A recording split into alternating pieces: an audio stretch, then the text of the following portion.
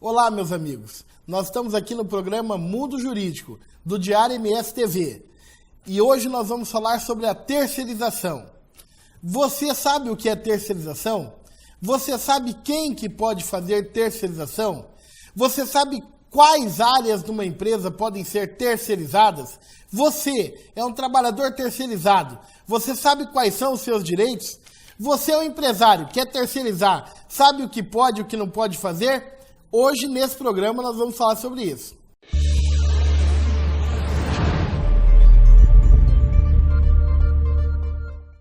Esse ano, a terceirização ganhou muita discussão no cenário político nacional. Por quê? Porque houve um projeto de lei que mudou tudo sobre a terceirização. E agora nós vamos falar como que a terceirização ficou no Brasil, a partir das mudanças que sofreu a Lei 6.019 de 1974. Em primeiro lugar, qual que é o conceito? O que é terceirização? Terceirização é uma maneira de produzir. A empresa ela pode pegar parte da sua produção e terceirizar, mandar para uma outra empresa fazer aquilo para ela. O que significa isso? Olha, eu tenho uma determinada empresa, eu produzo chá para as pessoas tomarem. Só que eu não preciso fabricar a caixinha do chá, eu não preciso fabricar o envelopinho que vai o chá. Isso aí eu vou terceirizar, eu vou buscar no mercado outros fornecedores desse produto. Por exemplo, eu tenho uma oficina mecânica. Na minha oficina mecânica, eu faço tudo de mecânica, mas eu não faço funilaria e pintura. Mas eu tenho um cliente que chega com um carro que está com problema mecânico e quer também ser atendido na área de funilaria e pintura. O que eu faço? Eu terceirizo essa parte da produção. Eu peço para que uma outra empresa preste esse serviço para mim, lá na sede dela ou aqui dentro da minha empresa mesmo. Eu trago esses trabalhadores terceirizados para me auxiliarem na produção. Outra forma de terceirização é essa.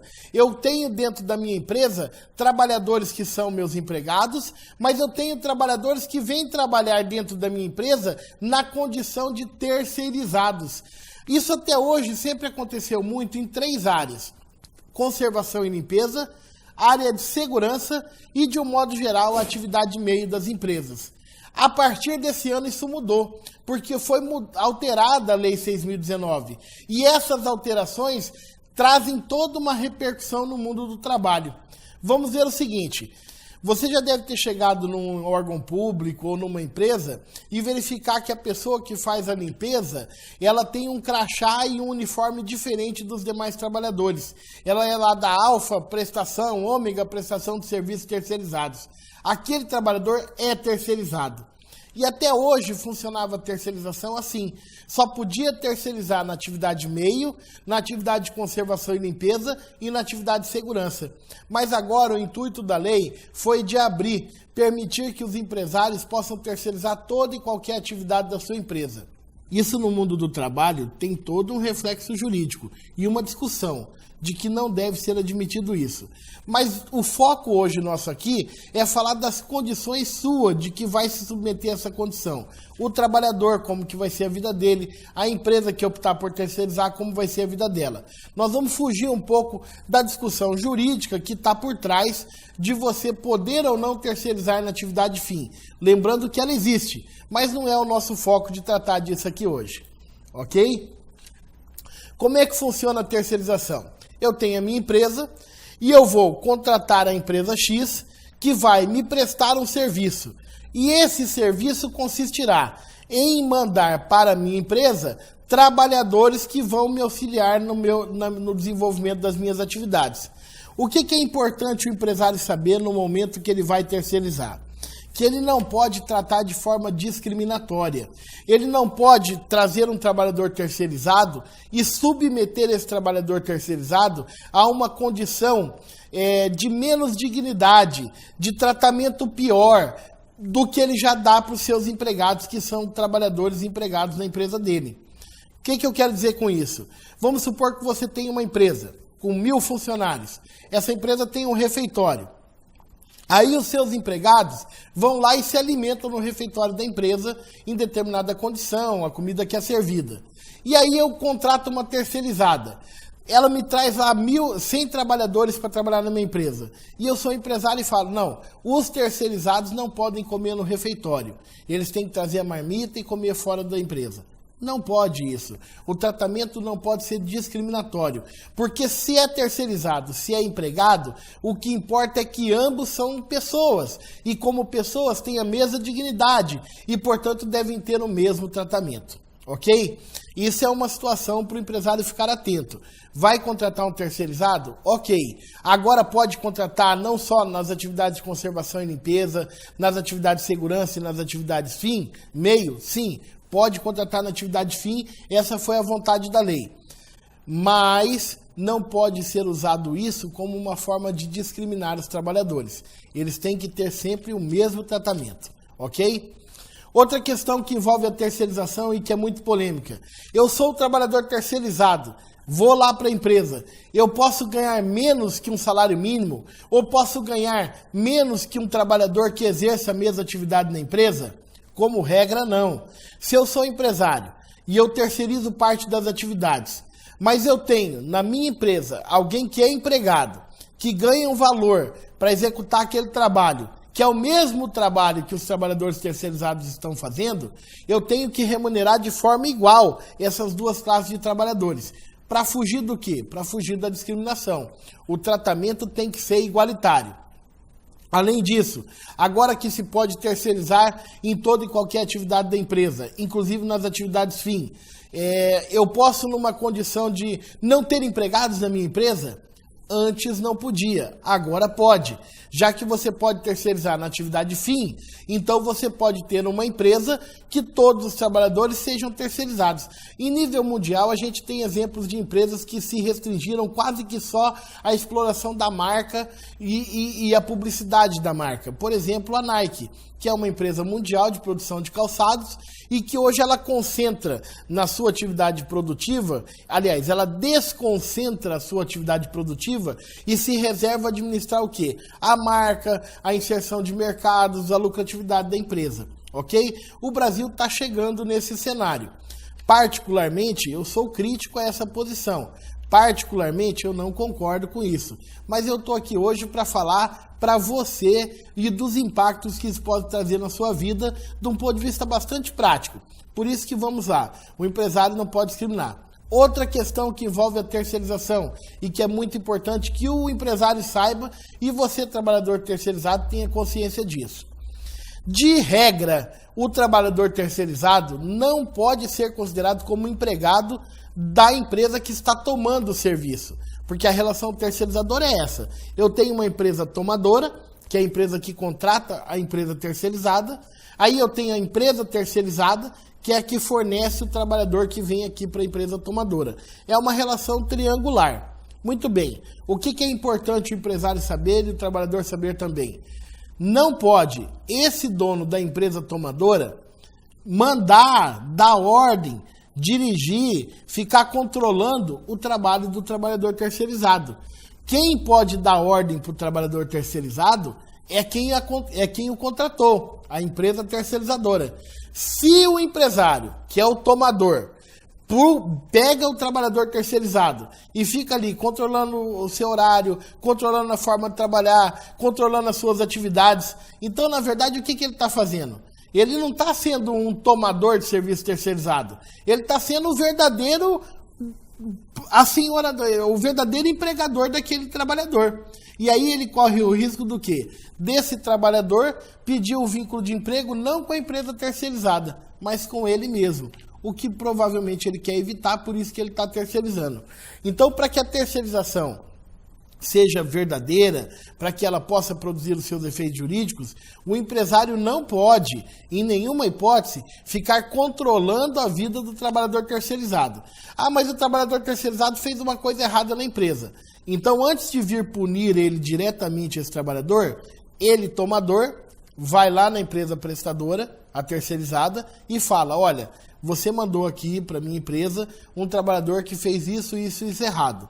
E a empresa terceirizada que vai chegar nesse trabalhador e estabelecer uma punição, uma cobrança, chamar atenção, o que quer que for. tá joia?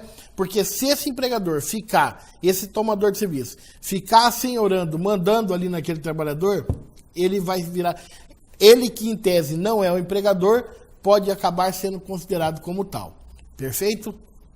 Uma outra questão que envolve a terceirização e também dá muita discussão. A terceirização no concurso público. Você que está fazendo concurso público, você que está estudando para concurso público, você que quer entrar na carreira jurídica ou numa carreira técnica, o que a terceirização afeta no concurso público? Muito bem. O que acontece é o seguinte, até antes dessa mudança da lei que nós tivemos esse ano, a terceirização ela era restrita, correto? Ela só podia em conservação e limpeza e atividade de segurança. Por isso que quando você ia em órgãos públicos, você não encontrava trabalhadores terceirizados executando as tarefas administrativas do órgão. Você encontrava terceirizados normalmente aonde? Na vigilância ou na limpeza. Só que agora, como eu disse no começo, a regra mudou. Pode terceirizar em toda e qualquer atividade. Então, alerta, provavelmente nós vamos ter um problema na área de concurso público. Por quê? Porque é comum agora, poderá acontecer de forma comum, que os administradores públicos, ao invés de abrirem concursos para essas funções administrativas, optem por contratarem empresas terceirizadas. No fundo, isso tem uma crítica muito grande. Mas volto a dizer, o objetivo hoje aqui não é ficar fazendo críticas jurídicas, mas falar de uma forma muito prática para que você entenda o que está acontecendo na sua vida. De forma prática, o que acontece? Como agora o ente público poderá, ao invés de abrir o concurso público, terceirizar a execução de parte daquelas atividades que ele tem dentro da administração pública, a gente imagina que vai começar a diminuir o número de concursos públicos para cargo técnico, administrativo. Deve restar o quê? Concursos públicos naquelas carreiras que são de polícia de Estado, porque isso não pode ser terceirizado. Você não pode terceirizar a função policial, um policial federal, um policial militar, um policial rodoviário. Você também não pode terceirizar a função de um juiz. Tem que ser, isso é carreira de Estado. O juiz tem que ser concursado. Então, nessa área não vai ter terceirização, mas em outras áreas, alerta. Quem está fazendo concurso, quem está estudando, dá uma acelerada, porque nos próximos anos, muito provavelmente, a história é pródiga. O administrador público, na possibilidade de diminuir custos e optar pela terceirização, pode acontecer. Tá joia? Então, fica a nossa dica para quem está buscando a sua inserção no mercado de trabalho através do concurso público. Uma outra questão que envolve a área da terceirização, diz respeito, e aí tem uma crítica muito grande, é a questão da responsabilidade que tem a empresa tomadora pelo serviço que está sendo, pelo pagamento, pelos direitos de quem está trabalhando como terceirizado. Como assim? Você tem o trabalhador terceirizado. Quem que é o patrão? Quem que contrata o trabalhador terceirizado? A empresa terceirizadora. E ela faz o contrato com a empresa tomadora. Só que normalmente a experiência tem mostrado que muitas vezes essa empresa terceirizada, ela embora seja a contratante do trabalhador, ela não tem lastro econômico, ela não tem condição econômica, não tem patrimônio. O capital social é pequeno, muitas vezes a empresa está em nome de pessoas que ninguém nem conhece. E aí ela sobrevive, essa empresa terceirizada, ela sobrevive do lucro que ela tem desse serviço que ela presta para a empresa tomadora. Normalmente a empresa tomadora é que tem patrimônio. Tanto é que ela firmou o contrato terceirizado. E aí fala-se o seguinte, mas se essa terceirizada falir, desaparecer, não pagar o salário, a rescisão dos trabalhadores, de quem que eles vão receber? Eles vão buscar a empresa terceirizada e não encontram ninguém. Pode receber da empresa tomadora? Por outro lado, o empresário fica pensando, não, mas eu vou terceirizar, porque aí eu não tenho obrigação nenhuma. Eu pago o que eu tenho que pagar para a empresa terceirizadora, para a terceirizada, e ela que se vire com a vida do trabalhador. Atenção, tanto do empresário quanto do trabalhador. Para o trabalhador, eu vou dar a notícia do seguinte, se a empresa terceirizada sumiu e ela não pagou os seus direitos, você pode ficar tranquilo, porque a empresa tomadora, que é a principal, que tem patrimônio, ela responde pelo pagamento dos seus direitos que a empresa terceirizada não pagou. Na verdade, o nome dessa responsabilidade é responsabilidade subsidiária. Na prática, o que significa?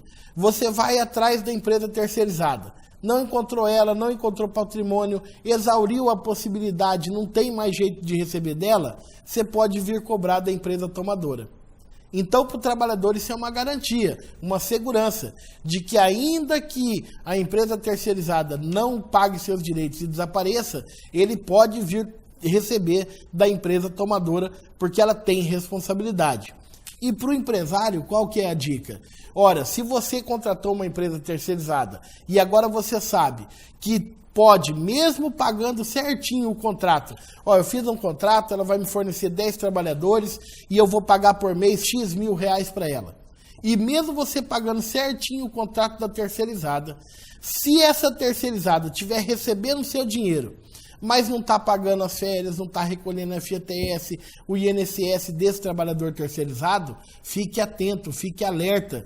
Por quê? Porque você está cumprindo a sua parte do contrato. Você está pagando o que você contratou com a terceirizada, mas ela não está cumprindo a parte dela com os trabalhadores. Fique alerta. Nesse caso, se ela desaparecer, o que vai acontecer? Esses trabalhadores vão poder receber de você os direitos que a terceirizada não pagou. E no direito tem um lema: quem paga mal, paga duas vezes. Então, qual é o alerta? Ao mesmo tempo que a gente diz que para o trabalhador é uma segurança, é um direito, para o empresário é uma preocupação.